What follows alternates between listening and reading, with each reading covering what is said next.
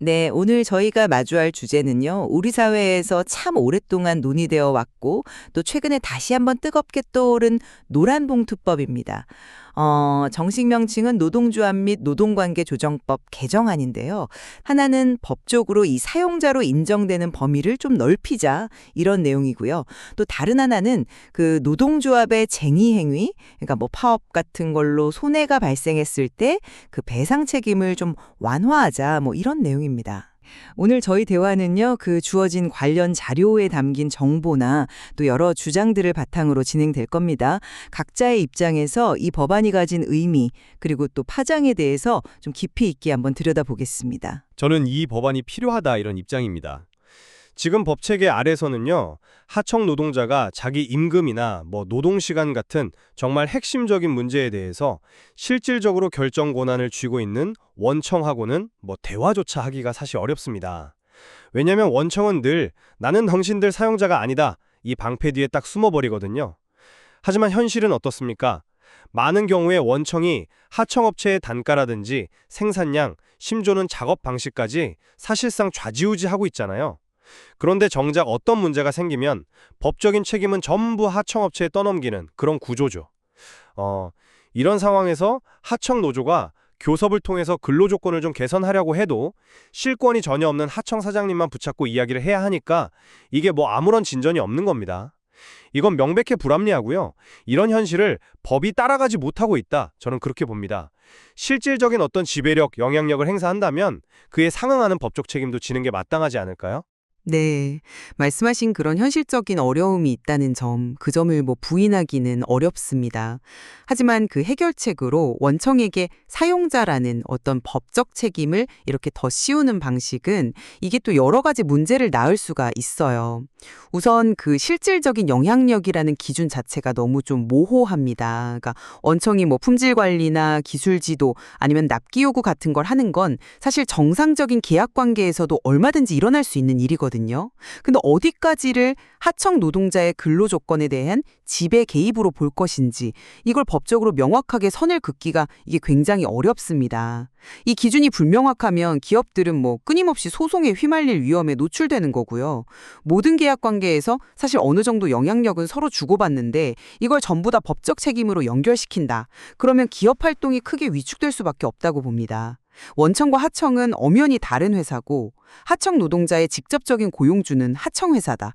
이 기본 원칙을 흔드는 건 법적 안정성 측면에서도 매우 위험하다고 생각합니다. 그 기준이 모호해서 법적 불안정성이 커질 수 있다는 우려, 물론 일리가 있습니다. 하지만 그 불안정성을 이유로 지금 명백히 존재하고 있는 어떤 권력 불균형이라든지 책임 회피 구조를 그냥 외면하는 것이 과연 이게 옳은 방향일까요? 법이라는 게 결국 현실을 반영하고 또 문제를 해결하기 위해서 존재하는 것 아닌가요? 저는 그 실질적 영향력의 구체적인 기준은 판례라든지 아니면 시행령 같은 걸 통해서 충분히 구체화해 나갈 수 있다고 봅니다. 예를 들면 단순히 품질 관리를 넘어서서 하청 노동자의 채용이나 징계 또는 임금 수준 결정 같은 데에 원청이 아주 구체적으로 관여했다는 그런 증거가 있다면 사용자성을 인정하는 식으로 기준을 만들어 나갈 수 있겠죠. 그러니까 법적인 형식 뒤에 숨어있는 그 실질적인 사용자를 찾아서 책임을 묻는 것이 오히려 법의 정의에 더 부합하는 길이 아닐까 저는 그렇게 생각합니다. 글쎄요, 그 기준을 마련하는 과정 자체가 이게 또 엄청난 사회적 갈등과 법적 혼란을 야기할 수 있다는 점을 간과해서는 안 됩니다. 모든 개별 사안마다 그 실질적 영향력의 유무와 정도를 다 따져야 한다면 이건 그야말로 소송공화국이 될 수도 있는 거거든요. 기업 입장에서는 도대체 어떤 협력업체와 또 어떤 방식으로 계약을 맺어야 이런 법적 리스크를 피할 수 있을지 예측하기가 너무 어려워집니다. 이건 결국 도급이라든지 아웃소싱 같은 어찌 보면 효율적인 경영 방식을 포기하게 만들거나 아니면 협력 관계 자체를 위축시킬 수도 있는 문제예요. 법적 안정성하고 예측 가능성은 기업 경영의 정말 핵심적인 기반입니다. 이걸 흔들면서까지 사용자 범위를 확대하는 것은 득보다는 실이 훨씬 클 수 있다. 저는 그런 생각입니다. 이 사용자 범위 문제와 더들어서 이 법안의 또 다른 굉장히 중요한 축이 바로 그 손해배상 책임 제한 문제입니다. 이 부분 역시 노동 3권을 실질적으로 보장하기 위해서는 반드시 필요하다고 저는 보고 있습니다. 과거 사례들을 좀 보면요. 파업 이후에 노동조합 간부나 심지어는 그냥 평조합원 개인에게 수억, 수십억 원대의 손해배상 청구가 들어오는 경우가 있었어요. 사실 월급 몇백만 원 받는 노동자에게 이런 거의 천문학적인 빚을 지우는 것은 사실상 파업할 생각조차 못하게 만드는 전략적 봉쇄 소송, 슬랩이라고 하죠. 그거랑 다름없습니다. 생존 자체를 위협하는 이런 손배소 앞에서 단체 항동권이라는 건 그냥 그림의 떡일 뿐이죠. 이 노란봉투라는 이름 자체가 그 쌍용사 노동자들의 손배소 문제를 시민들이 십시일반 성금을 모아서 도와주면서 생긴 거 아닙니까?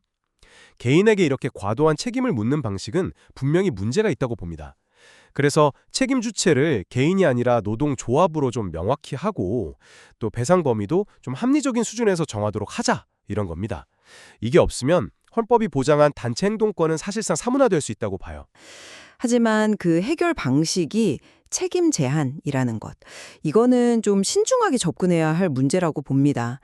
파업, 특히 폭력이라든지 사업장 점거 같은 이런 불법적인 요소가 개입된 파업으로 인해서 기업이 입는 피해는요, 이건 실질적이고 또 막대합니다. 생산 라인이 멈추고 거래처가 끊기고 기업 이미지가 실추되는 그런 손실은 그럼 어떻게 보상받아야 할까요? 기업 역시 재산권을 보호받아야 할 헌법적인 주체거든요. 그런데 이걸 합리적인 수준으로 배상 책임을 제한하자. 그 합리적 수준이라는 게 도대체 무엇이고 또 누가 어떤 기준으로 그걸 판단할 수 있을까요? 이건 자칫하면 노동조합에게 이 정도 손실까지는 괜찮다는 식의 좀 잘못된 신호를 줄 수가 있어요.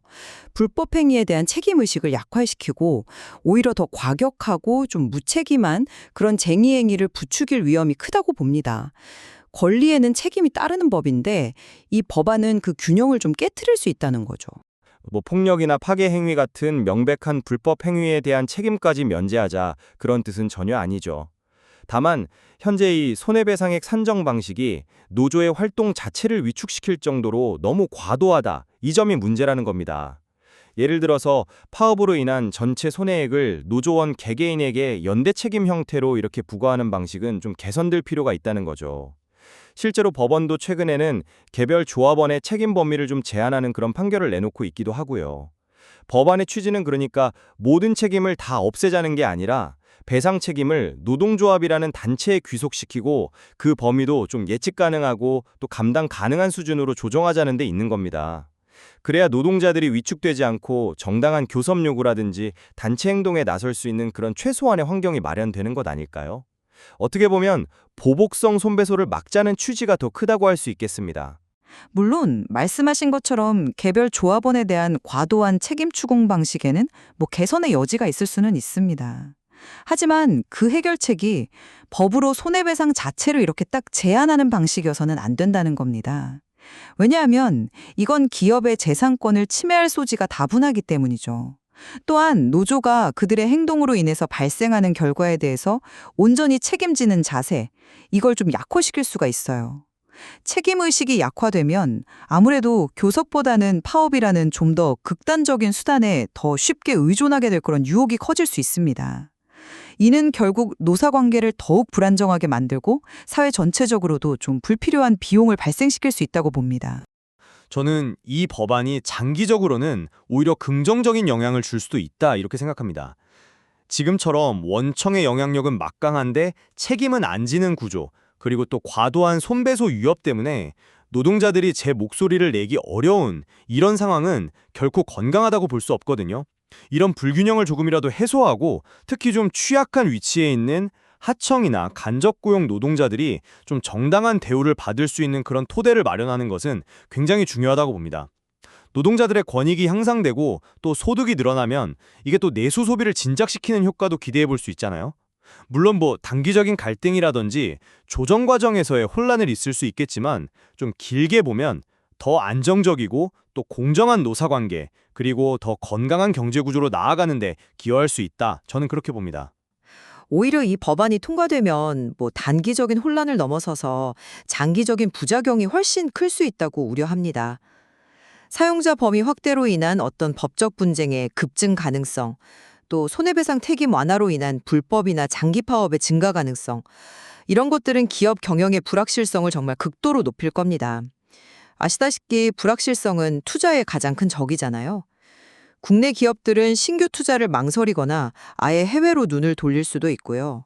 외국 기업들의 국내 투자 유치에도 당연히 악영향을 미칠 겁니다. 이건 결국 좋은 일자리의 감소로 이어질 가능성이 매우 높습니다. 특히 지금처럼 글로벌 경쟁이 치열한 시대에 이런 식의 규제 강화는 우리 경제에 정말 큰 부담이 될 수 있다고 생각합니다. 저는 오늘 토론을 통해서 역시 현행법의 틀 안에서는 특히 그 원청의 강력한 영향력 아래 있는 하청 노동자들이 자신들의 어떤 기본적인 권리를 지키고 또 목소리를 내는데 현실적인 한계가 분명히 존재한다. 이 점을 다시 한번 좀 강조하고 싶습니다. 또한 개인에게 전가되는 그런 과도한 손해배상 책임이 어떻게 이 헌법상의 단체 행동권을 위축시키는지를 보여주는 여러 사례들을 통해서 노란봉투법이 이런 구조적인 문제를 해결하고 노동자의 기본권을 실질적으로 보장하기 위한 아주 의미 있는 시도다. 이런 점을 말씀드렸습니다. 네. 반대로 저는 이 법안이 그 의도와는 달리 가져올 수 있는 여러 부작용들에 좀 주목했습니다. 원청과 하청이라는 그 독립된 법인 간의 관계를 좀 인위적으로 바꾸려고 할 때 생길 수 있는 법적 혼란, 그리고 실질적 영향력이라든지 합리적 배상 범위 같은 이런 모호한 기준들이 초래할 수 있는 예측 불가능성, 그리고 무엇보다도 이 불법적인 쟁의 행위에 대한 책임감을 약화시켜서 산업 현장의 불안정을 키우고 결국에는 경제 전체에 부담을 줄 수 있다는 점을 지적했습니다. 그러니까 법적 안정성이나 기업 활동의 자유보장이라는 가치 또한 노동권만큼이나 중요하게 고려되어야 한다. 이런 입장입니다. 확실히 이 노란봉투법은 노동자의 권리 신장이라는 그 중요한 가치와 또 기업의 경영 자율성 및 재산권 보호라는 또 다른 핵심 가치가 정말 첨예하게 맞닿아 있는 그런 지점인 것 같습니다. 과거에 국회 통과와 또 대통령 거부권 행사라는 그런 과정을 겪었다는 사실 자체가 이 문제가 얼마나 복잡하고 또 우리 사회에 깊은 합의가 필요한 사안인지를 여실히 보여주는 듯합니다. 참 쉽게 어느 한쪽에 손을 들어주기 어려운 문제죠. 청취자 여러분께서 이 사안을 좀 더 입체적으로 이해하시는데 도움이 되었으면 하는 바람입니다. 제공된 자료에는 또 더 깊이 있는 내용들이 있으니까요. 직접 검토해 보시면서 자신만의 어떤 균형 잡힌 시각을 찾아가시는 것도 좋겠습니다. 오늘 저희의 목적은 뭐 승자를 가리는 것이 아니었고요. 다양한 관점을 통해서 이 복잡한 문제의 본질에 한 걸음 더 다가서는 그런 시간이었습니다.